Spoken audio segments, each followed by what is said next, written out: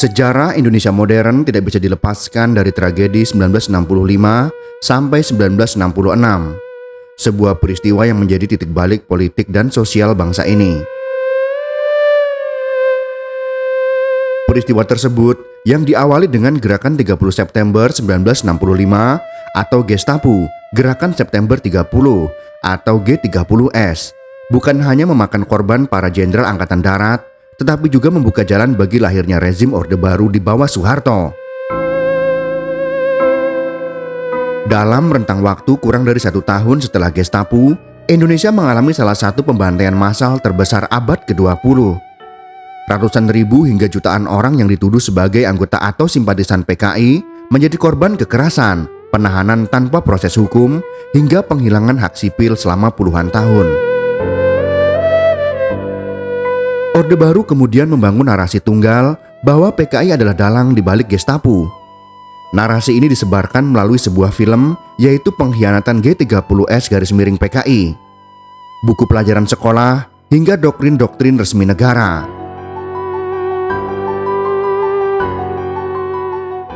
Generasi yang tumbuh di era Orde Baru hampir tidak memiliki ruang untuk mempertanyakan kebenaran narasi ini. Namun, setelah jatuhnya Soeharto pada tahun 1998, berbagai penelitian baru bermunculan, termasuk karya Hermawan Sulistyo, Palu Arit di Ladang Tebu. Buku ini menantang historiografi resmi dengan menunjukkan bahwa Gestapu bukanlah peristiwa sederhana yang bisa dijelaskan dengan satu skenario. Sebaliknya, ia adalah hasil dari intrik politik yang kompleks, melibatkan banyak aktor domestik maupun aktor internasional. Untuk memahami Gestapu atau G30S, kita perlu melihat konteks Indonesia pada awal tahun 1960-an. Masa demokrasi terpimpin di bawah Presiden Soekarno ditandai dengan ketegangan antara 3 kekuatan utama, yaitu yang pertama nasionalis, diwakili oleh PNI dan Soekarno sendiri. Kemudian yang kedua agamis, terutama kelompok Islam politik, meski perannya mulai terpinggirkan. Kemudian yang ketiga, yaitu komunis. PKI sebagai partai politik terbesar di luar Uni Soviet dan Republik Rakyat Tiongkok dengan jutaan anggota dan simpatisan. Soekarno berusaha menjaga keseimbangan melalui konsep Nasakom, yaitu nasionalis, agama, dan komunis. Namun keseimbangan ini rapuh. Angkatan Darat kerap curiga terhadap PKI, sementara PKI semakin percaya diri karena kedekatannya dengan Soekarno dan dukungan massa yang sangat besar.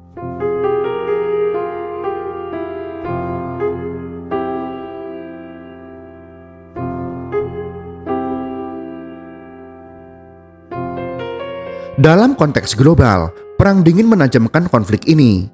Amerika Serikat sangat khawatir terhadap kebangkitan komunisme di Asia Tenggara, terutama setelah kemenangan revolusi di Cina pada tahun 1949 dan Perang Vietnam.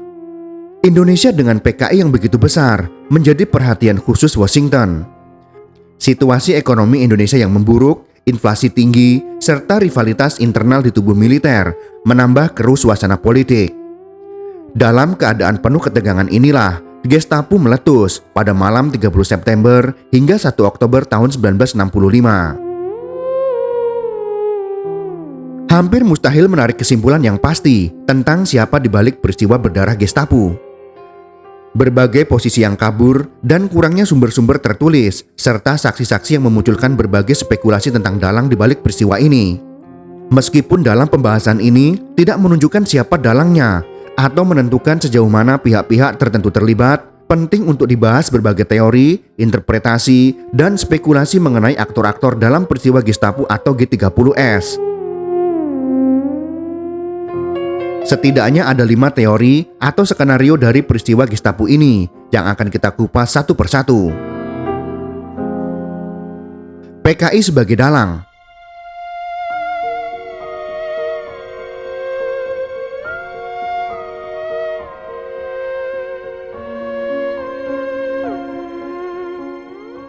Narasi resmi Orde Baru menyatakan PKI adalah dalang tunggal.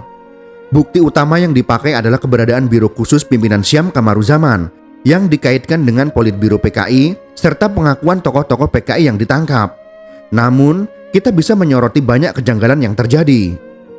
PKI saat itu justru sedang menikmati kedekatan dengan Soekarno. Secara logis, mereka tidak perlu melakukan kudeta berdarah yang berisiko menghancurkan posisinya sendiri. Lagi pula, operasi penculikan jenderal justru dilakukan oleh personil militer, bukan massa sipil PKI secara langsung. Studi Harold Krauss dengan cermat menunjukkan bahwa versi tentara memang tidak seluruhnya salah. Paling tidak beberapa pemimpin PKI memang terlibat dalam peristiwa Gestapo. Hal ini juga diakui oleh Sudisman, satu-satunya tokoh dari 5 pemimpin PKI yang diadili. Sudisman mengakui, "Saya tidak bermaksud menyangkal bahwa beberapa pemimpin PKI terlibat dalam gerakan 30 September. Sama sekali bukan itu maksud saya. Seperti yang saya jelaskan, ada beberapa tokoh penting PKI, termasuk saya sendiri, terlibat dalam gerakan 30 September. Tindakan para pemimpin PKI yang terlibat dalam gerakan 30 September harus secara tegas dipisahkan dari PKI sebagai partai yang sama sekali tidak tahu-menahu mengenai gerakan 30 September. Tetapi tentu saja hal ini tidak terjadi." Hermawan Sulistyo dalam Palu Arit di Ladang Tebu cetakan tahun 2017, halaman 58. Para pemimpin PKI ternyata keliru memperhitungkan dampak gerakan ini. Mereka menduga setelah penculikan dan pembunuhan Jenderal Angkatan Darat akan terjadi perpecahan dalam tubuh angkatan bersenjata, khususnya adalah Angkatan Darat. Kenyataan yang terjadi adalah setelah ditemukan jenazah para jenderal, justru malah menimbulkan efek bumerang bagi kehancuran PKI. Bahkan mereka tidak memperhitungkan jika terjadi kemungkinan kalah dalam permainan politik tersebut. Skenario ini ternyata digunakan sebagai legitimasi ideologis Orde Baru dengan menuduh PKI sebagai pengkhianat, maka pembantaian massal terhadap anggotanya dianggap sah. Masalah internal Angkatan Darat.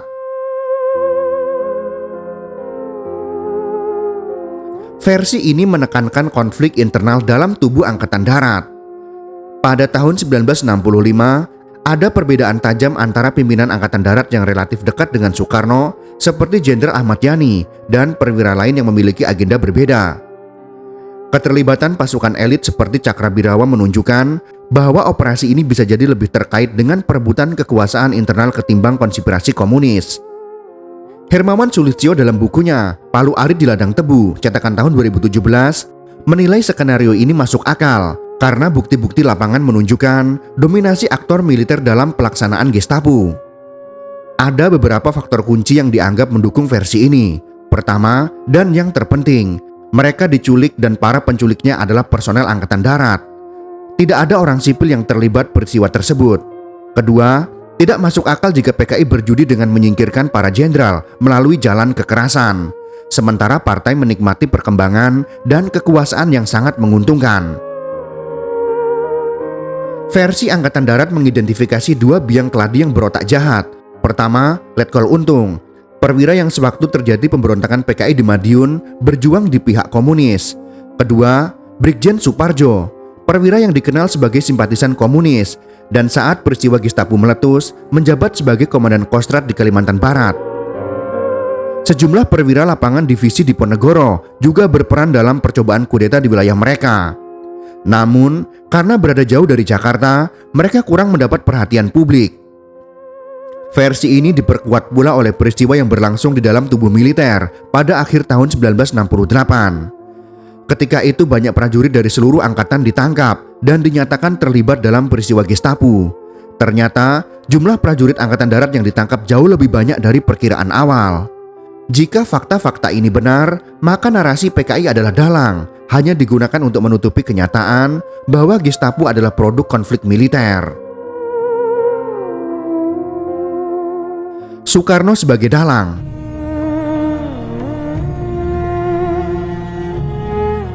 Beberapa analisis, termasuk Anthony Deck, menyebutkan kemungkinan Soekarno merancang Gestapo untuk melemahkan pimpinan Angkatan Darat yang dianggap menghalangi program Nasakom.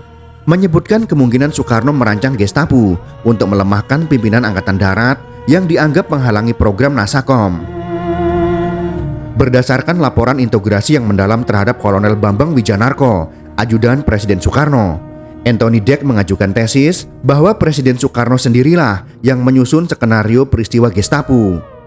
Dalam tuduhan yang jauh lebih keras, Anthony Deck menyatakan, Soekarno sendirilah yang memprakarsai kudeta Untung dengan harapan ia dapat mempertahankan kekuatan kontrolnya, tukang sulap yang dapat menyulap hantu-hantu yang diciptakannya.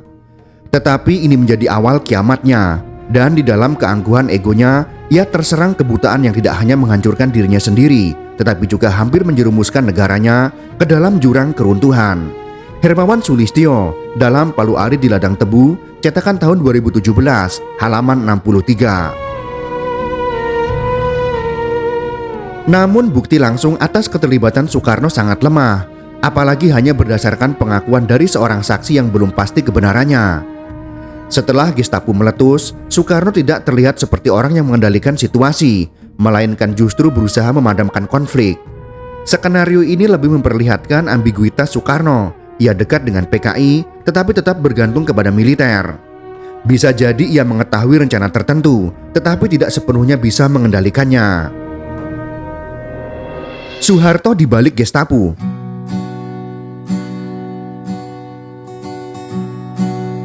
Versi ini percaya bahwa Soeharto lah yang sesungguhnya berada di balik rencana kudeta. Versi ini menyatakan Soeharto mungkin membiarkan Gestapo terjadi atau bahkan ikut merancang sebagian agar kemudian bisa tampil sebagai penyelamat bangsa. Ada beberapa hal yang mencurigakan. Yang pertama, Soeharto cepat sekali menguasai keadaan setelah 1 Oktober. Yang kedua, hubungannya dengan Kolonel Latif, salah satu pelaku Gestapo, menimbulkan tanda tanya. Dan yang ketiga, beberapa perwira dekat Soekarno tampaknya sudah tahu rencana itu, tetapi tidak berbuat apa-apa. W.F. Wertheim, sarjana terkemuka penganut versi ini, mengatakan bahwa Soeharto mungkin memang telah bersekutu dengan komplotan tersebut.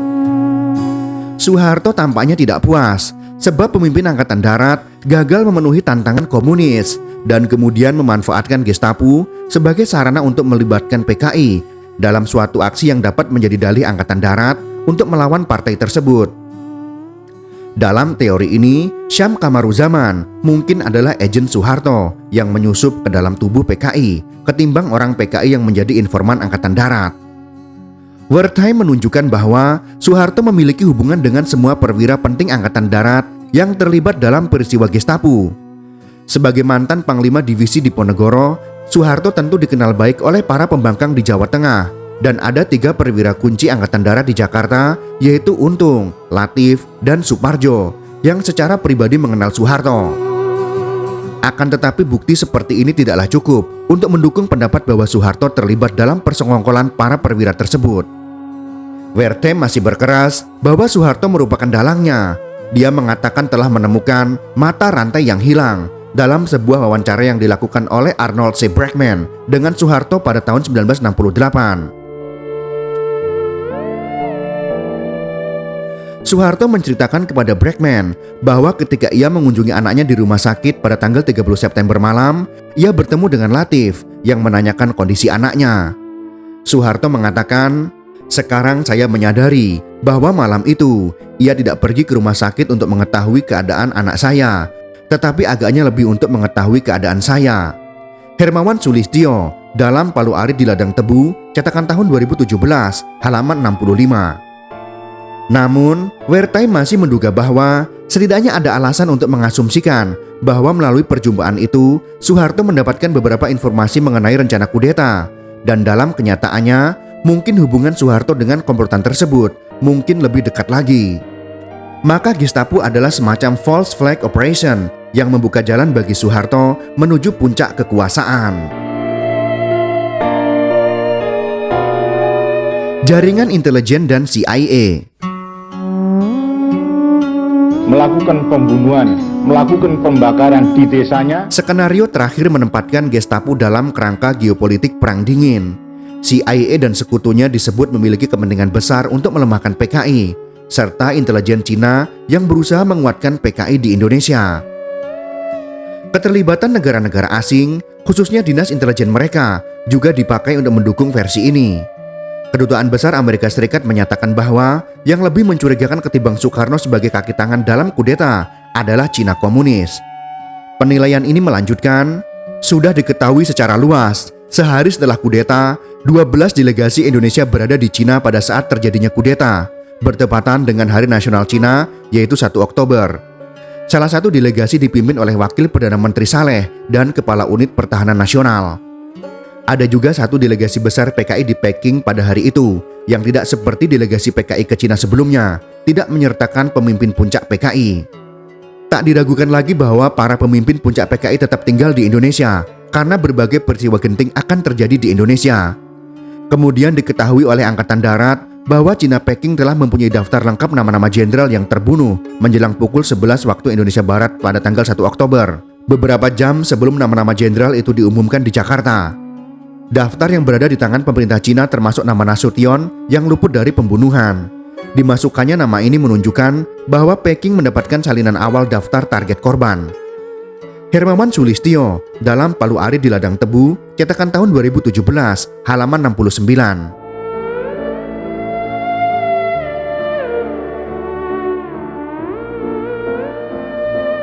Dokumen deklasifikasi Amerika Serikat belakangan ini juga membuktikan adanya dukungan Washington terhadap pembasmian PKI setelah 1965. Beberapa analisis seperti Cohen Holtz-Zeppel menilai operasi ini terlalu rapi atau sekedar aksi spontan PKI. Dengan demikian, Gestapo bisa dilihat sebagai kombinasi antara konflik domestik dan intervensi internasional. Dalam pembahasan ini, kita tidak bisa memilih satu skenario sebagai kebenaran tunggal. Kita harus memahami bahwa Gestapo adalah hasil dari interaksi berbagai faktor.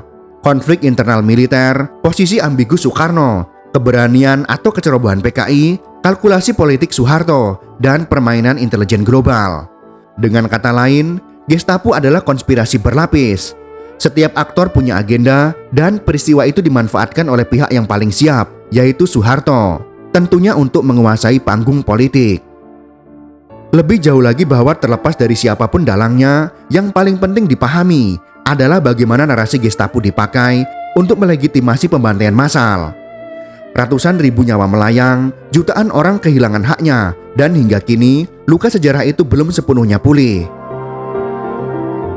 Orde Baru membekukan sejarah dalam satu narasi melalui kontrol atas pendidikan, media, dan budaya populer.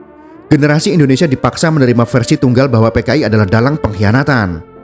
Penelitian-penelitian seperti Palu Arit di Ladang Tebu, karya Hermawan Sulistyo, membuka ruang untuk melihat sejarah dari berbagai perspektif. Itu semua dilakukan untuk mengingatkan kita bahwa sejarah tidak pernah netral. Ia selalu ditulis dari sudut pandang kekuasaan. Dengan membahas 5 skenario Gestapo, semoga bahasan ini bisa menantang kita untuk lebih kritis terhadap narasi resmi dan menempatkan tragedi 1965 bukan hanya sebagai soal siapa dalang Gestapo, tetapi sebagai tragedi kemanusiaan yang harus diingat. Alien Omajar, Sosialista, Mungkar Spart, Kadar Esters, Visite Sevel. Gerakan 30 September 1965 tetap menjadi misteri sejarah Indonesia. Apakah PKI, Angkatan Darat, Soekarno, Soeharto, atau CIA yang paling bertanggung jawab? Masih menjadi perdebatan.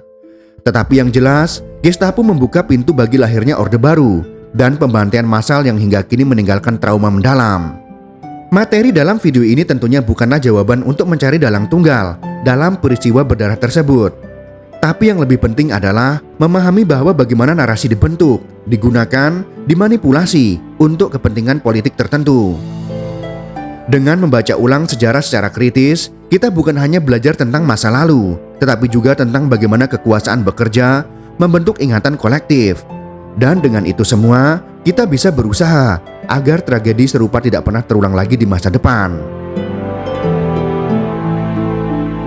Jika kalian suka dengan video ini, silakan berikan jempol ke atas. Dan jika kalian menganggap video ini bermanfaat, maka bagikanlah untuk teman-teman Anda yang lain. Terima kasih sudah menonton.